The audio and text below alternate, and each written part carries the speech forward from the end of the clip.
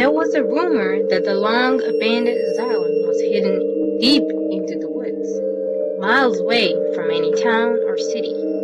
The place had been left untouched for decades, and the people were avoiding it like a plague. Some say that the asylum had a dark history filled with unspeakable horrors and experiments conducted on the patients. One day, a group of teenagers decided to venture into the woods to see if the rumors were true. They had heard that the asylum was haunted, but they didn't believe in ghosts, so they shrugged off the warning and made their way through dense forest.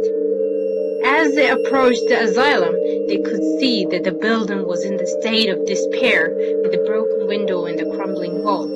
The door creaked open and they stepped inside. The air was thick and with the dust, and the rooms were filled with debris and the old equipment. The teenagers split up to explore the asylum, each taking a different direction. As they walked through the dark corridors, they could hear the strange noises and the whispers in the shadows. One of the teenagers found an old diary of the room.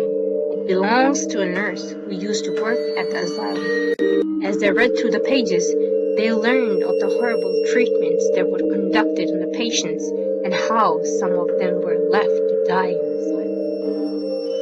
Suddenly, they heard the footsteps coming down from the hallway.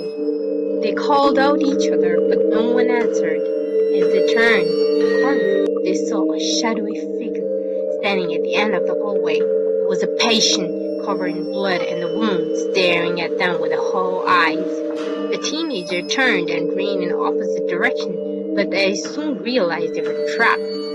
The doors were locked and they could not find a way out. They could hear the patient's footsteps getting closer and closer, and they knew they were doomed. In a last-ditch effort, one of the teenagers found a hidden door in the basement. They all ran through it, closing the door behind them, and found themselves in a hidden lab filled with strange machines and equipment. As they looked around, they noticed some of the machines were still running, and they saw there were quantum computers.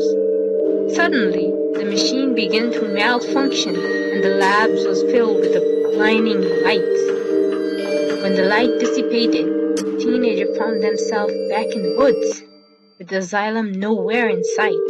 To this day, no one knows what happened to the teenagers or what caused the machines to malfunction, but some say the asylum still exists in another dimension, waiting for the new victims to explore its dark hallways.